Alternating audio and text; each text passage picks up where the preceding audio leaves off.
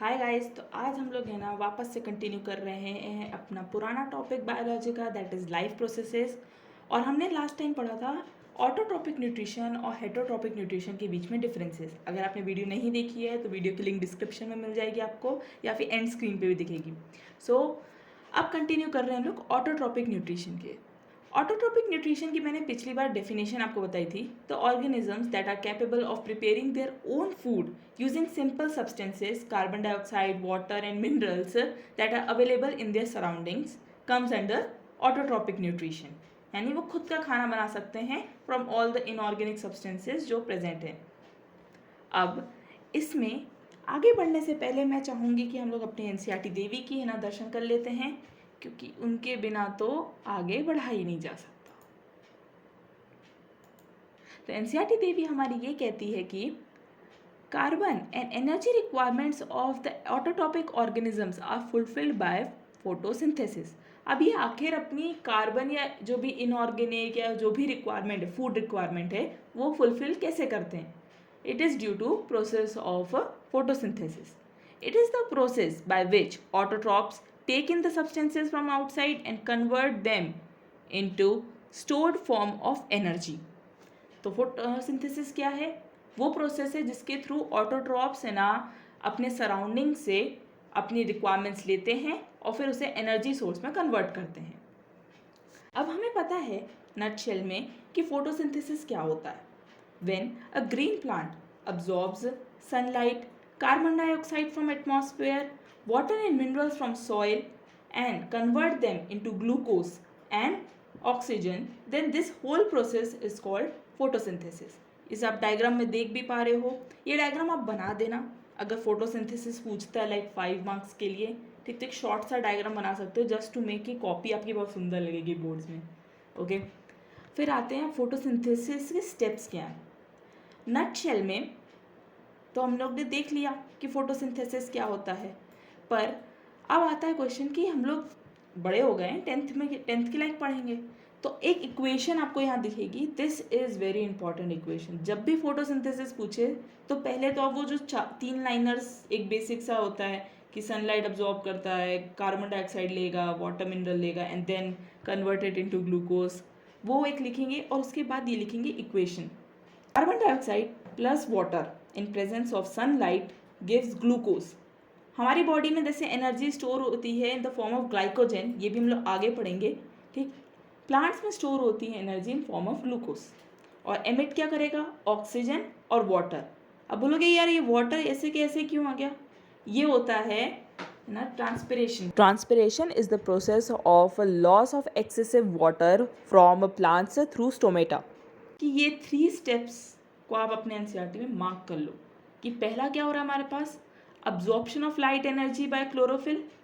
ठीक, सेकेंड क्या हो रहा है? Conversion of this light energy to chemical energy and splitting of water molecules into hydrogen and oxygen. बोलोगे ये क्या हुआ? ये तो समझ में ही नहीं आया हमें। ठीक है, इसको समझने के लिए पहले आपको ये समझना होगा कि photosynthesis is a redox reaction. अब ये आपके थोड़े आउट ऑफ सिलेबस जा रहा है, बट येस आपको पता होना चाहिए एक ब्रीफ आइडिया में कि वो 2 पॉइंटर्स का मतलब क्या है, सिर्फ मगअप नहीं करना है हमें। तो रेडॉक्स रिएक्शन क्या होता है? फोटोसिंथेसिस बेस्ट एग्जांपल है रेडॉक्स रिएक्शन का। इट इज़ नथिंग, रेडॉक्स से RE से आप याद रखो रिडक्शन है, और ऑक्स से है ऑक्सीडेशन। तो oxidation reduction reaction are marked by the transfer of electrons. During oxidation, a substance tends to lose its electrons, and during reduction, a substance tends to gain electrons. अब ये थोड़ा सा odd लगता है कि ऑक्सीडेशन के समय लूज हो रहा है, रिडक्शन नाम से रिड्यूस होना है, और उस समय गेन ऑफ इलेक्ट्रॉन्स हो रहा है। तो इसको थोड़ा सा अलग से हम लोग अभी समझेंगे। जैसे पहले स्टेप में एज वी कैन सी इसमें लिखा है कि chemical energy in splitting of water molecules into hydrogen and oxygen. तो ये वाटर मॉलिक्यूल है, ये किस में ब्रेक हो रहा है? O2 में ब्रेक हो रहा है, और हाइड्रोजन केटायंस में ब्रेक हो रहा है, यानी पॉजिटिव आयन है। अब ये प्रोसेस है ऑक्सीडेशन का। तो ऑक्सीडेशन को अगर आप लूज ऑफ इलेक्ट्रॉन से याद नहीं रख पा रहे हो तो ये याद रखो कि oxidation is gain of protons. ठीक, पॉजिटिव आयन्स आएंगे, ऐसे याद कर सकते हो आप। लॉजिकली ये उतना सही नहीं है क्योंकि हम लोग उसका एक्सचेंज नहीं करते प्रोटॉन्स का, हम लोग इलेक्ट्रॉन्स का एक्सचेंज करते हैं। बट एक टाइप से आप याद रख सकते हो कि पॉजिटिव आयंस बढ़ रहे हैं हम लोगों के प्रोडक्ट साइड पे। तो ऑक्सीडेशन को आप ऐसे मान सकते हो कि जैसे वाटर है that breaked into oxygen gas and H+ ions. फिर हम लोग दूसरा स्टेप पढ़ेंगे, reduction of carbon dioxide to carbohydrates. अब carbon dioxide, these positive H ions ये किसके साथ रिएक्ट करेंगे, कार्बन डाइऑक्साइड के साथ, और फिर रिडक्शन रिएक्शन होगा। अब रिडक्शन क्या लिखा है, गेन ऑफ इलेक्ट्रॉन्स, या फिर इसको क्या बोल सकते हैं हम लोग, लूज ऑफ प्रोटॉन्स। अब यहाँ पे आपको प्रोडक्ट साइड पे कहीं H पॉजिटिव नहीं दिखेगा या फिर कोई भी पॉजिटिव आयन नहीं दिख रहा है, यानी पॉजिटिव आयन को रिड्यूस कर दिया उसने। और ये क्या बना, HCH2O। ये जो आपको दिख रहा है ना, ये कुछ नहीं है, यही ग्लूकोज है। आप लोग इस रिएक्शन में से 6 को कॉमन निकाल लोगे अगर डिनोमिनेटर से, तो क्या बनेगा आपका CH2 और O2। ठीक, तो ये और कुछ नहीं, this is glucose plus water बाहर आ गया। अब इन दोनों को कंबाइन कर दोगे तो हम लोग को मिलता है net reaction, that is a redox reaction, यानी इसमें बोथ ऑक्सीडेशन भी हुआ, रिडक्शन भी हुआ। ठीक, तो इसलिए ये कॉन्सेप्ट आपको पता होना चाहिए, मगअप करने की ज़रूरत नहीं है, ये एक जनरलाइज कॉन्सेप्ट है, ये आपको पूछेगा भी नहीं। पर आपको ये जो 3 पॉइंटर्स है ना, इसे समझने के लिए आपको रेडॉक्स समझना ज़रूरी था थोड़ा सा। फिर हम लोग क्या पढ़ते हैं कि ये एक के बाद एक हूँ ज़रूरी नहीं है, रेडॉक्स रिएक्शन एक के बाद एक ही हो रहा है, पर ये सब साइमल्टेनियसली चल रहे हैं। ऐसा नहीं कि अगर जिस टाइम पे कन्वर्जन हो रहा है लाइट एनर्जी का केमिकल एनर्जी में, उस टाइम पे अब्जॉर्प्शन नहीं हो रहा होगा या फिर उस टाइम पे कहीं रिडक्शन नहीं हो रहा होगा, ऐसा नहीं है। हम लोग का सब साइमल्टेनियसली चेन में काम होते रहता है। तो दिस इज़ नॉट नेसेसरी कि एक स्टेप के बाद ही दूसरा स्टेप होगा।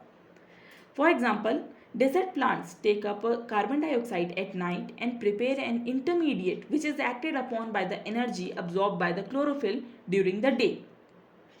After autotropic and heterotropic मैं ना एक वीडियो बनाऊंगी on questions that could possibly come in board exams, तो उसमें ना हम लोग फिर डिस्कस करेंगे ऐसे रीजनिंग टाइप क्वेश्चंस। तो ये बहुत इंपॉर्टेंट है रीजनिंग टाइप क्वेश्चंस में कि डेजर्ट प्लांट के बेस्ट एग्जांपल क्या है कि वो लोग कार्बन डाइऑक्साइड नाइट में कंज्यूम करते हैं, पर उसको यूटिलाइज कब करते हैं, डे टाइम पे, जब क्लोरोफिल अब्जॉर्ब करता है एनर्जी सनलाइट से। Okay, now coming to leaf structure. अब लीफ स्ट्रक्चर में आप देख सकते हो ये एक लीफ है and what it has a midrib. आप लोग घर पे एक लीफ तोड़िएगा, उसमें आपको बेस्ट स्ट्रक्चर अपना ऐसे ही दिख जाएगा, और सब लोग याद करने के लिए ऐसे याद करना, उसका बीच का जो स्ट्रक्चर होता है that is nothing else mid rib. ठीक, ये जो उसकी छोटी छोटी सी वेन्स हम लोग जाते हुए देखते हैं बहुत अच्छी सी, वो होती हैं वेन्स उसकी, जैसे हमारे में वेन्स होती है ना। एक मिड रिब हमारी क्या हो जाएगी, स्पाइन मान लो, स्पाइन मिड रिब है जिससे वो पोर्शन में रखी हुई है, और फिर चारों ओर वेन्स जा रही हैं उससे, ऐसे इमेजिन कर लो। और बाकी सब क्या होता है, जैसे हमारी स्किन होती है वैसे इसकी क्या होती है, लेमिना या लीफ ब्लेड बोलते हैं इसे, ब्लेड क्योंकि शार्प टाइप की इमेजिन करो, लीफ ब्लेड। और बाकी सब लेमिना, लेमिना इस थोड़ा सा कठिन है बट याद रखना, फिल इन द ब्लैंक्स या वन वर्ड में आ सकता है आपको। ठीक, the green portion is basically lamina या फिर लीफ ब्लेड। अब इसको अगर हम लोग स्ट्रक्चर को, ये जो मिड रिब का स्ट्रक्चर दिख रहा है ना, मिड रिब का, इसको अगर हम लोग क्रॉस सेक्शन देखें इसका, तो ऐसा कुछ दिखेगा आपको क्रॉस सेक्शन इसका। और इसमें ध्यान से देखो, आपको ये जो दिख रहे हैं ना एक डार्क, इसको थोड़ा जूम करते हैं हम लोग, यस, इसमें ये जो हिस्सा है आपका ब्राउनिश और रेड वाला, वो एक्चुअली में क्या है, ये brown part is xylem and red part is phloem. अब आपने जाइलम फ्लोएम को ही सुना सुना से लग रहा है, आप लोगों ने 9th में एक चैप्टर पढ़ा था टिश्यू, उसमें हमने पढ़ा है जाइलम और फ्लोएम। रिवीजन करना भी ज़रूरी है, तो रिवीजन कर लेते हैं हम लोग कि xylem distributes water and dissolve minerals upward through the plant, यानी जाइलम नीचे से ऊपर लेके जाता है चीज़ों को, ठीक, क्या, पानी और मिनरल्स। जबकि फ्लोएम क्या करेगा, जो फूड प्रिपेयर करेंगी लीव्स उसे नीचे रूट्स तक लेकर आएगा और बाकी प्लांट तक भी लेकर आएगा फ्लोएम। तो ये जाइलम और फ्लोएम का यूज़ है, ये ज़रूर आप लिख लीजिएगा क्योंकि हो सकता है प्रॉबेबली 9th में तो पूछा ही है, अभी भी पूछ सकते हैं वो लोग।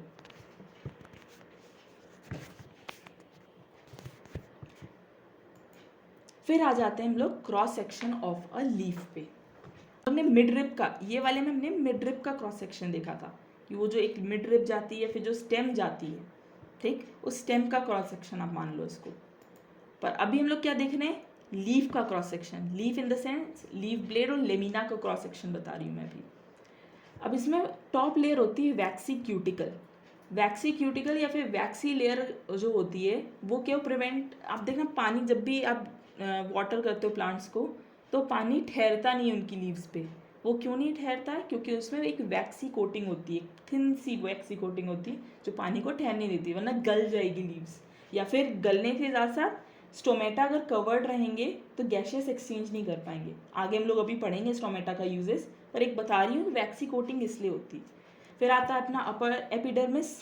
एपिडर्मिस टिश्यूज आपने पहले भी पढ़े होंगे, नहीं पढ़े हैं तो you can just give and revise. हम लोग के जो स्किन होती है वो भी एपिडर्मिस टिश्यूज होते हैं, upper epidermis. Then comes chloroplast.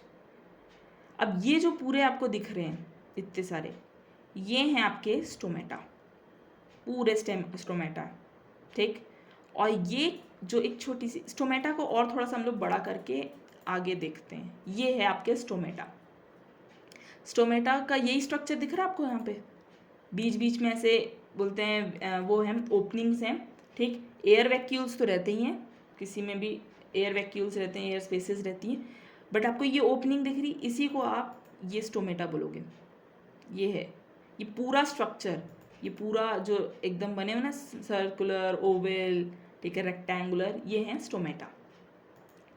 अब डिस्कस करते हैं हम लोग स्टोमेटा का यूज़ और स्ट्रक्चर। डिस्कस करते हैं पहले कि आखिर स्टोमेटा है क्या। Tiny pores are present on the surface of the leaves through which massive amount of gaseous exchange takes place for the purpose of photosynthesis. हमें फोटोसिंथेसिस के लिए कार्बन डाइऑक्साइड तो चाहिए था, ठीक। वो कार्बन डाइऑक्साइड कहाँ से आएगा हमारे पास, स्टोमेटा के थ्रू आएगा। और ऑक्सीजन रिलीज कहाँ से होगी, ये भी स्टोमेटा के थ्रू ही होगी। तो ये जो गैसियस एक्सचेंज है वो स्टोमेटा परफॉर्म करता है। स्टोमेटा सिर्फ गैसियस एक्सचेंज के लिए भी रिस्पॉन्सिबल नहीं, वो वाटर रिलीज करने के लिए भी रिस्पॉन्सिबल होता है। तो एनालाइज करते हैं, यहाँ पे आपको किडनी बीन शेप्ड स्ट्रक्चर जो दिख रहा है येलो पार्ट में, दैट इज गार्ड सेल्स, जो स्टोमेटा की ओपनिंग एंड क्लोजिंग के लिए रिस्पॉन्सिबल होते हैं। फिर आता है यहाँ पे स्टोमेटल पोर, जो हम लोग ओपनिंग देख रहे हैं, that is called stomatal pore. और ये जो ग्रीन डॉट्स हैं ये बहुत ही इंपॉर्टेंट है, और that is nothing but a chloroplast. Chloroplast में ही प्रेजेंस होता है क्लोरोफिल का, अ ग्रीन पिगमेंट, जिसकी वजह से उन्हें ग्रीन कलर मिलता है। A green pigment responsible for two functions, first capture of light energy from the sun, and second convert of sunlight energy into chemical energy through the process of photosynthesis. यानी जितना process हो रहा है वो किसके through हो रहा है, क्लोरोफिल, और हो कहाँ रहा है, क्लोरोप्लास्ट में। क्लोरोप्लास्ट यहाँ लिख सकते हो, these are tiny pores present on the surface of leaves. Massive amount of gaseous exchange takes place in leaves through these pores for the purpose of photosynthesis. अगर आपको यहाँ से इजी पड़ता है यहाँ से पढ़ो, अदरवाइज मैं नोट्स तो प्रोवाइड करूँगी, बट मैं ये क्लियर कर रही हूँ कि मैं एनसीईआरटी पे ही स्टिक रहती हूँ क्योंकि ये हमारी है भगवान। But it is important to note that here exchange of gases occurs across the surface. हाँ, ये बहुत ही लॉजिकल क्वेश्चन है, ये इसको हम लोग कोई और कलर से कर देते हैं, let's just do it with red क्योंकि ये इंपॉर्टेंट है। ये है रीजनिंग टाइप क्वेश्चन कि एक्सचेंज ऑफ गैसेस ऑकर्स। अब ज़रूरी तो नहीं, ग्रीन तो सिर्फ लीफ नहीं दिखती हमें, स्टेम्स भी दिखती हैं, ठीक है। और जो हम लोग को रूट्स होती है ना, रूट्स ग्रीन नहीं होती कलर में, ओके, पर स्टिल गैसियस एक्सचेंज वहाँ से भी होता है। आप बोलोगे रूट्स से कैसे गैसियस एक्सचेंज, वो मैं समझाती हूँ, बट पहले स्टेम्स का सुनो। स्टेम्स से भी हम लोग का फोटोसिंथेसिस परफॉर्म हो सकता है, वो भी ग्रीन होती हैं, पर मेजॉरिटी ऑफ क्लोरोफिल या मेजॉरिटी ऑफ फोटोसिंथेसिस हम लोग लीव्स में एक्सपीरियंस करते हैं क्योंकि वो ही ज़्यादा एरिया कवर करती है, ओके। रूट्स में गैसियस एक्सचेंज किस पर्पज़ से होता है, अब्जॉर्बिंग नाइट्रोजन, ठीक है, या फिर other gases that is required for a plant to grow, वो सारा अब्जॉर्प्शन होता है रूट से। अब एक और पॉइंटर आता है हमारे पास कि since large amount of water can be lost through these stomata, plant closes these pores. अब ये रीज़न क्या है, ये आपको क्वेश्चन कैसे बनेगा कि why plant closes their stomata, मतलब ज़रूरत ही क्या है, खुले रहने दो स्टोमेटा को, हमेशा हवा आन दो ठीक है। बट हवा आने के साथ साथ वाटर मॉलिक्यूल्स इवेपोरेट भी हो जाते हैं। धूप में हर चीज़ इवेपोरेट होती है, अगर पोर्स खुले रहेंगे तो पानी इवेपोरेट हो जाएगा और प्लांट सूख के मर जाएगा, ठीक। तो इसलिए प्लांट जो प्लांट रहता है दैट क्लोजेस टेक स्टोमेटा जब रिक्वायर्ड नहीं है, हम लोग को गैसियस एक्सचेंज की ज़रूरत नहीं है हम लोग को, तो वो क्लोज कर देते हैं काफ़ी स्टोमेटास को to avoid loss of water. अब ये ओपनिंग एंड क्लोजिंग होती कैसे है? नाउ ओपनिंग कब होगी? जब पानी उसमें फ्लो होता है। ऐसा समझो कि गार्ड सेल्स एक टाइप का मेम्ब्रेन है, जो आपने ऑस्मोसिस में या फिर कहीं पढ़ा होगा, तो ऑस्मोसिस में ही पढ़ा है गेस, कि जैसे रेजिन होती है वो फूल नहीं जाती पानी में रख के, तो वैसे ही गार्ड सेल्स होते हैं। The moment water flows into them they opens, वो फूल जाते हैं, तो स्टोमेटल पोर ओपन होता है। And when ever the water flows back from it, वो श्रिंक हो जाते हैं और स्टोमेटल पोर क्लोज हो जाता है। द ओपनिंग, इसको भी आप मार्क कर लो, अलग पॉइंटर से कर देते हैं। The opening and closing of pore is a function of guard cell, ठीक। ये इंपॉर्टेंट है कि आपको पूछ सकता है डायरेक्ट एक मार्क में कि गार्ड सेल का फंक्शन क्या है। The guard cell swell when water flows into them causing stomatal pore to open, and similarly the pore closes if the guard cell shrink.